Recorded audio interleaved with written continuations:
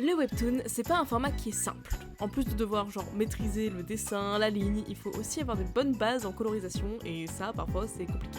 Le problème c'est que même si on a des bonnes bases, il faut aussi savoir être rapide dans l'exécution et genre ça c'est vraiment un truc qui bloque pour beaucoup de gens.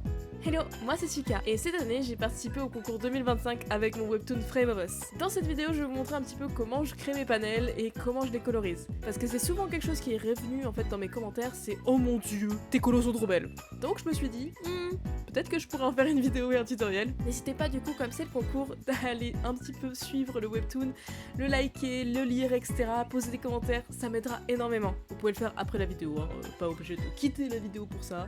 Vous pouvez le faire après, vous pouvez quitter la vidéo, y a pas de souci, vous pouvez voir un petit peu comment je dessine, comment je colo, etc. Puis revenir et vous dire, ah, je vais peut-être suivre ces conseils. Bon déjà, il y a une étape qu'il faut pas se mentir, beaucoup de gens oublient. C'est avoir une fiche référence. Ça paraît un peu idiot comme ça, mais c'est super important. Créez-vous une fiche personnage où vous pouvez pipeter les couleurs super facilement. Je vous conseille de faire deux versions du personnage. Une version sans les ombres et une version avec les ombres. Celle sans les ombres, ça va vous permettre de pouvoir vite, voire très vite, pipeter la couleur en particulier que vous cherchez sur votre personnage. Pour faire toutes les bases, tous les petits aplats dans chaque panel, ça va vous sauver la vie. Généralement, je fais aussi un close-up du visage du personnage pour pouvoir pipeter, par exemple, les yeux, parce que les yeux, quand c'est tout petit, c'est compliqué à pipeter. Je vous conseille quand même de faire ça en plus grand. Pour les couleurs, si vous savez pas trop quoi choisir au niveau des couleurs de vos personnages, choisissez toujours une palette assez vibrante. Essayez que les couleurs se répondent bien. Vous pouvez par exemple utiliser le cercle chromatique pour un petit peu choisir peut-être les couleurs d'un personnage qui pourrait être à l'inverse d'un autre. C'est toujours super utile. Un autre tips, choisir une seule couleur pour tout ce qui est des ombres. Je sais qu'on a toujours tendance à vouloir aller trop loin dans tout ce qui est shading, mais là il va falloir être rapide. Donc si vous avez choisi une seule couleur pour faire toutes les ombres, ça sera beaucoup plus rapide, croyez-moi.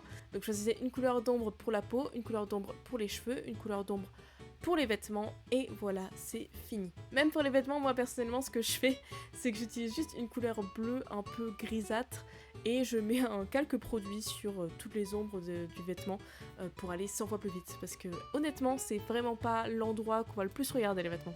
Après ça, il va falloir un petit peu coloriser tous vos panels, malheureusement, ça c'est vraiment la partie très chiante, on va pas se le cacher. Pour ça, n'hésitez pas peut-être à demandez à vos amis, peut-être qu'il y a 2-3 personnes qui seraient chauds pour faire vos aplats, on sait jamais, demandez, on sait jamais. Quand vous êtes vraiment dans le rush, ça peut vous aider d'avoir des amis. Mais si vous en avez pas, mes petits conseils, utilisez les pots de peinture, mais n'hésitez pas à repasser autour quand même avec du line, avec une plume, parce que généralement le pot de peinture va vous laisser 3 petites zones de trous, et ça c'est vraiment pas ouf. Croyez-moi, vous aimez pas quand il y a des petits trous quand vous faites la colo après. Vous voyez que le background sort du personnage, enfin genre bref, horrible. Mais une fois que vous avez posé toutes vos couleurs de base, comment on va faire tout ça? Il va falloir préparer le panel, et là, préparer le panel, c'est pas si compliqué que ça. Vous allez devoir choisir d'où vient la lumière. Ici, j'ai choisi de faire de la lumière qui vient de derrière le personnage, pour essayer d'avoir une ambiance particulière. Il faut vraiment que vous ayez une vision claire de ce que vous voulez dire dans ce panel, quand c'est un panel important. Je tiens à dire que là c'est un panel important, c'est pour ça que j'utilise autant de recherches, etc. Si c'est un panel un peu random, que les gens vont scroller, ne mettez pas 100 ans sur ce panel-là en particulier. Ça ne sert à rien, les gens ne vont même pas s'arrêter dessus.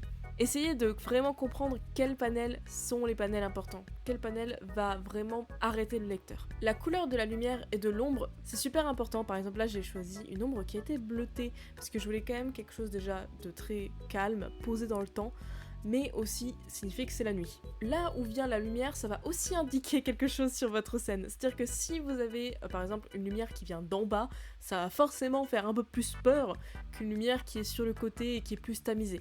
Prenez en compte que chaque petit détail de la lumière et des ombres sont des choses importantes pour le lecteur et peuvent dire quelque chose. Si la lumière est très violente, ça va faire en sorte que la scène sera plus difficile aussi.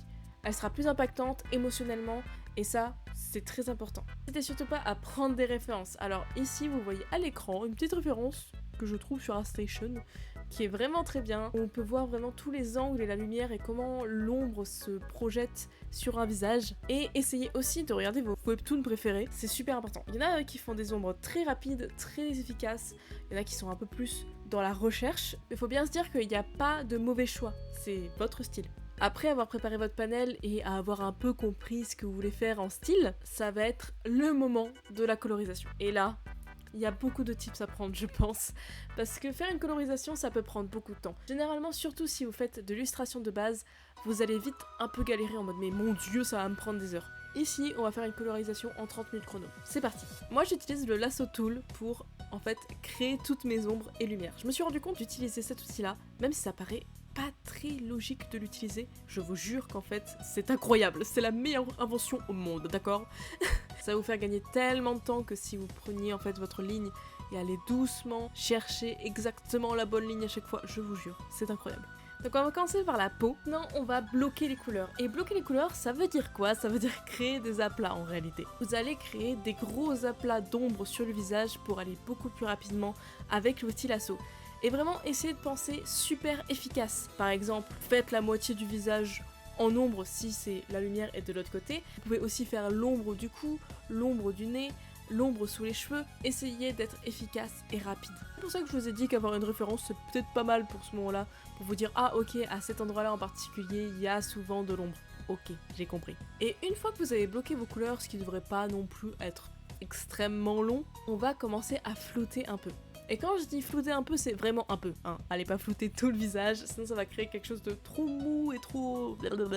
Voilà, ce serait dommage quand même. Flouter seulement à des endroits en particulier. Aux endroits en fait où vous avez besoin que ce soit plus doux par exemple, ça va créer quelque chose de beaucoup plus intéressant au regard. Si vous prenez votre petite main par exemple et que vous l'approchez proche d'une surface quand il y a la lumière, vous allez voir que plus vous allez mettre votre main proche de la surface, plus l'ombre sera nette. Par contre, si vous la mettez de plus en plus loin, l'ombre sera de moins en moins nette. Et c'est pareil pour le visage. Par exemple, pour le nez, si vous faites une ombre qui se projette à cause du nez, l'ombre sera plutôt dure vu qu'en fait la surface du nez est super proche de celle de la joue. Essayez de penser des choses comme ça. Pour le blush, je vous conseille de ne pas y aller trop fort. Après vous pouvez, hein, si c'est votre style, si vous avez envie que vos persos soient très blushés, ça marche aussi. Mais voilà, moi personnellement j'y vais quand même piano. On passe maintenant aux cheveux et là pareil j'ai eu plein de questions parce que généralement on me dit mais tes cheveux, mais je ne comprends pas comment tu fais tes cheveux. Bon là je vais pas rentrer dans les détails sur comment les dessiner. Je ferai peut-être un tutoriel, est-ce que ça vous intéresserait d'ailleurs un tutoriel sur comment dessiner des cheveux? Encore une fois, on va commencer à faire du blocking avec le lasso. Ne pas hésiter à faire des grosses parties. Généralement en fait la chose qui va faire que votre dessin est un peu too much, c'est que vous faites trop de petits détails pour essayer de faire comprendre qu'il y a des mèches. Essayez de penser à des cylindres, à des espèces de gros cylindres en fait. Et ça va directement vous faire penser à une ombre plus grosse du coup. S'il y a un surplus d'informations, les gens ne pourront pas savoir exactement où regarder dans votre dessin et sur un panel de webtoon c'est ça le plus compliqué. Si c'est juste une illustration c'est un peu moins problématique mais quand c'est un panel où il faut vraiment très rapidement que le lecteur comprenne où regarder et où aller après, ça peut poser des petits soucis. En soi faire des petits cheveux et faire des petits détails etc c'est normal, là par exemple sur mon modèle vous pouvez voir qu'il y a beaucoup plus de détails mais c'est parce que c'est une illustration, c'est quelque chose qui va bouger, c'est quelque chose que je vais utiliser souvent alors que là c'est un panel de webtoon. Il faut toujours penser à ça. Ok, c'est une illustration, faut que ce soit joli, mais quand même rapide, très rapide. Pour la lumière, alors là j'ai deux options. Quand c'est un panel que les gens vont passer rapidement, je fais simplement une petite ligne de lumière autour des cheveux et puis je viens avec une gomme faire des petits traits à l'intérieur pour faire comprendre que c'est des cheveux. Je vais pas mettre 100 ans sur vraiment la lumière en détail etc, ça ne sert à rien, ça ne sert à rien. Les gens vont même pas remarquer que vous avez mis 100 ans sur une lumière. Par contre, par exemple pour ce panel là en particulier, je fais toujours un effort en plus pour faire un côté waouh. Donc encore une fois on va faire des aplats et il faut essayer de toujours réfléchir en 3D quand vous faites la lumière. Si vous avez déjà dessiné des cubes, vous savez qu'en fait sur les différentes faces il y a différentes couleurs et ben là c'est la même technique. On va utiliser 3 couleurs différentes comme 3 côtés différents du cube. Ça j'utilise toujours un blocking avec le lasso mais des fois je reviens aussi avec le stylo cette fois-ci. Très rare mais là cette fois-ci je le fais. Parce qu'il faut vraiment rentrer dans le détail parfois quand vous faites la couleur de la lumière et il faut pas se louper. La lumière c'est aussi compliqué je trouve que l'ombre et même parfois plus encore parce que c'est ça qu'on va regarder en premier, la lumière. L'ombre c'est un petit peu la chose on sait que c'est là, on n'a pas trop besoin de la calculer. Mais par contre la lumière généralement on s'arrête un peu plus dessus. Donc faites toujours attention à comment vous dessinez vos lumières. Et je dis bien dessiner parce que généralement on oublie que la couleur c'est du dessin. Et pour finir les cheveux, je fais le reflet de la lumière dedans. Je trouve ça toujours un peu joli et je l'utilise en ajouter éclat, j'en mets un peu moins d'opacité. Une fois qu'on a fini les cheveux, on va passer aux yeux. Et cette fois-ci c'est encore différent parce qu'avant je faisais des yeux extrêmement compliqués avec beaucoup de détails. J'adorais mettre beaucoup de détails dedans, etc. Et puis un jour je me suis rendu compte qu'avec mon style de dessin ça passait pas forcément très bien. Et ça encore c'est personnel, mais je vous donne mon retour personnel. J'ai choisi de faire des yeux beaucoup plus calmes pour mon webtoon parce que ça calme le nombre d'infos. Donc je prends simplement 2 tons, un ton de base et un ton pour l'ombre. Ensuite, je rajoute du coup l'ombre de la paupière au-dessus avec un calque produit et je rajoute la petite lumière dans l'œil comme d'habitude. D'ailleurs, le placement et la grandeur de cette lumière peut aussi indiquer des choses. Plus c'est petit, plus votre personnage va être un peu plus stylé, alors que plus c'est rond et gros, plus le personnage sera mignon. Pour les vêtements, c'est l'endroit en fait où on va un peu rusher. C'est l'endroit où je fais le moins de détails parce que en fait, si vous faites des détails sur les vêtements, ça va faire qu'on va pas regarder le visage. Je fais juste un gros aplat et je fais comprendre qu'il y a des plis et des lumières dessus. Je préfère vraiment que le focus soit sur le visage parce que si on regarde que les vêtements, c'est un peu inutile. Vous aurez fait tout un panel pour rien. Et en plus de ça, ça va vous faire gagner un temps de fou. Donc voilà, je fais juste un lasso rapide et je mets tout en mode produit. Et voilà. Bien sûr toujours en réfléchissant à où vient la lumière. Pour le line art, alors moi personnellement je mets beaucoup de temps sur le line art, plus que sur la colo parce que je trouve que c'est un point qui est super important. Et ce que je fais c'est que pour que ce soit plus harmonisé avec le reste, je le colorie, que je vais coloriser en fonction de où est la lumière. Si la lumière touche quelque part, je vais faire en sorte que du coup le line art soit plus clair. Bon ça me paraît logique mais des fois on oublie un peu. Et pour gagner du temps, on fait ça avec l'airbrush, avec un gros airbrush comme ça, c'est rapide. Et avec tout ça, on a fini toute la base de la colorisation. Et là, en soi, techniquement, vous pouvez arrêter là. Mais ici, je vais vous apprendre aussi à faire 2-3 FX. Attention, là, les FX que je vais vous montrer, c'est seulement pour les panels qui sont vraiment très gros. Faites pas ça à tous vos panels. Enfin, si, vous pouvez, si vous avez envie. Mais vous allez mourir. Croyez-moi. Croyez-moi, j'ai fait l'erreur. Pour les FX, je vais tout regrouper dans un même dossier. Et d'ailleurs, si vous l'avez pas fait déjà de base, regroupez tout dans un même dossier et renommez-les en fonction des cases et des personnages.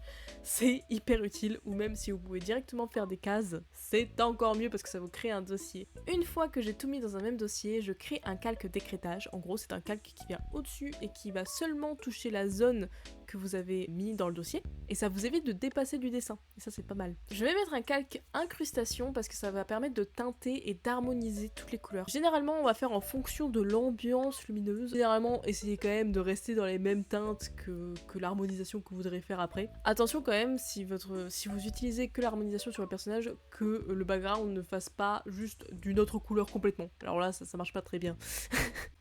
Une fois que vous avez harmonisé toutes les couleurs ensemble, je viens poser du coup mon ombre et en fait mon ambiance générale. Et là, vu que la scène est de nuit, je vais utiliser une couleur un peu bleutée sur tout le calque. Et vous allez voir que directement, pouf, on dirait que c'est la nuit. Et si vous voulez faire un coucher de soleil par exemple, vous allez prendre un espèce de marron orangé. Je vous jure, ça marche super bien, ça va super rapidement. Au-dessus, je viens rajouter un calque densité éclat ou ajouter éclat. Et avec le lasso, je viens prendre les endroits où la lumière va taper extrêmement fort. Et là, ça va être vraiment le contour du personnage, vu que j'ai choisi que la lumière serait de derrière. N'hésitez surtout pas à faire des petits effets qui sont là pour le bling bling. Par exemple, moi j'aime bien mettre des effets lumineux sur les bijoux pour vraiment montrer qu'il y a de la lumière. Et généralement ça fait un petit côté en plus, ça va faire un petit truc un peu spécial dans la scène. C'est vraiment pas mal, je trouve que ça peut faire vraiment très joli. Ça permet aussi de focus sur le personnage encore plus en particulier. Ensuite, je viens avec un dégradé bleu un peu foncé et je viens le mettre sur la moitié du personnage. Encore une fois, c'est parce que c'est la nuit. Utilisez peut-être une autre couleur si c'est pas la nuit. Et là, ça va faire en sorte que ça va vraiment faire ressortir le visage et que le focus soit dessus. En même temps que ça fait comprendre que c'est la nuit. Encore une fois, hein, je suis désolée, je répète que c'est la nuit, mais bon, l'ambiance c'est l'ambiance, hein, qu'est-ce que vous voulez que je vous dise? Enfin, je finis par faire des petits détails de lumière et je peux aussi faire des fois le contour du personnage en blanc directement avec mon line art pour vraiment faire comprendre que la lumière vient de derrière et est vraiment très puissante. Une fois que j'ai fait tout ça, j'aplatis mon calque. Et là vous allez me dire, mais qu'est-ce qu'elle fait la madame? En fait je fusionne tous les calques du dossier pour avoir juste le dessin. Et ça va être là où ça va être très important, j'utilise le flou et la lumière. Donc pour créer des focus optiques un petit peu comme en photographie, moi ce que je fais c'est que je duplique l'image et je vais venir mettre un flou gaussien sur celui plus haut. Puis après avec un aérographe, je viens gommer légèrement sur les endroits où ça va être le focus. Par exemple là ça va être le visage, du coup je vais gommer le flou sur le visage pour qu'on ait vraiment cet aspect de focus. Parfois j'ajoute aussi du blanc ou un peu de lumière en plus pour vraiment faire comprendre la lumière et encore une fois recentrer l'image. Et voilà, félicitations, vous avez fini votre panel les gars. Félicitations, non en vrai voilà, le tutoriel est techniquement fini, félicitations. En tout, cette case elle m'aura pris 30 minutes à colorier avec les FX, toutes les ombres, etc. etc.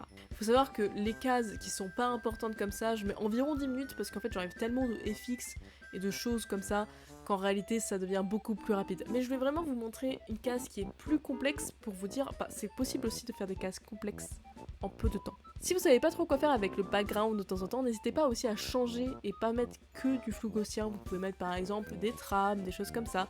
Soyez un peu inventif, n'ayez pas peur. Enfin, je vous redis encore une fois d'aller peut-être lire mon petit webtoon qui s'appelle Frame of Us, j'ai laissé le lien en description. Merci beaucoup d'avoir regardé cette vidéo et ce tutoriel. J'espère que la lecture de mon webtoon sera cool et que, à part mon dessin, vous aimerez aussi l'histoire. On croise les doigts pour le concours. Je vous dis à bientôt, merci beaucoup. Bye bye!